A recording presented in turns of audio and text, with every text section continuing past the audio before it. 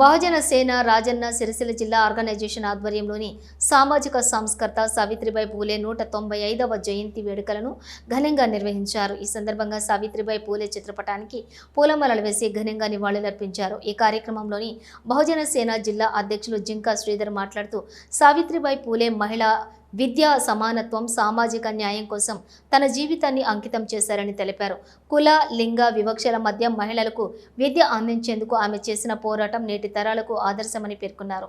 విద్యార్థులు ఆమె జీవిత చరిత్రను తెలుసుకుని స్ఫూర్తి పొందాలని అన్నారు. వేములవాడ పట్టణంలోని జ్యోతిరావు పూలే మరియు సావిత్రి పూలేల విగ్రహాలు ఏర్పాటు చేయాలని ప్రభుత్వాన్ని కోరారు. ఈ కార్యక్రమంలోని పాఠశాల ప్రధాన ఉపాధ్యాయులు పి రాజరత్నం, ఉపాధ్యాయులు మల్లేశం, హమీద్, పీడి గుడిసే, మనోజ్ కుమార్, జింకా శ్రీకాంత్ మరియు ఉపాధ్యాయులు, విద్యార్థులు పాల్గొన్నారు.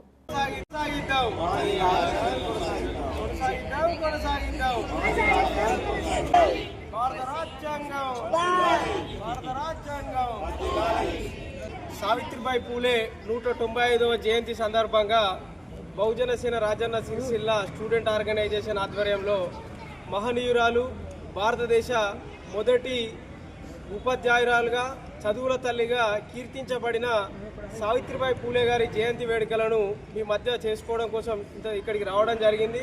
ఇట్టి కార్యక్రమానికి మాకు అవకాశం కల్పించిన ఉపాధ్యాయుడి గారికి బహుజన సేన తరఫున హృదయపూర్వక ధన్యవాదాలు తెలియజేసుకుంటూ, సావిత్రిబాయి పూలే గారు ఎన్నో ఇబ్బందులు ఎదుర్కొని మహిళలకు ఉన్నతమైన చదువులు అందించడం కోసం అహర్నిశలు శ్రమించి తన భర్త దగ్గర విద్య నేర్చుకొని మహిళలకు విముక్తి కలిగించాలనే లక్ష్యంగా పాఠశాలలు ఏర్పాటు చేసి చాలామందికి విద్యను అందించడం జరిగింది.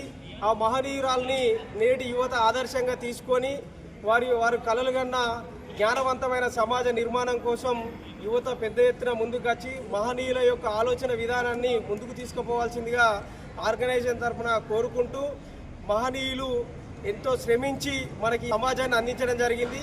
ఈ సమాజంపై ప్రతి ఒక్కరు అవగాహన పెంచుకొని సమాజానికి సేవ చేసే లక్ష్యంగా ముందుకు రావాలని కోరుకుంటున్నాం. ఇట్టి కార్యక్రమానికి సహకరించిన గుడిసె మనోజ్ కుమార్ గారికి మరియు జింకా శ్రీకాంత్ గారికి మరియు కళాశాల ఉపాధ్యాయ బృందానికి హృదయపూర్వక ధన్యవాదాలు తెలియజేసుకుంటాం.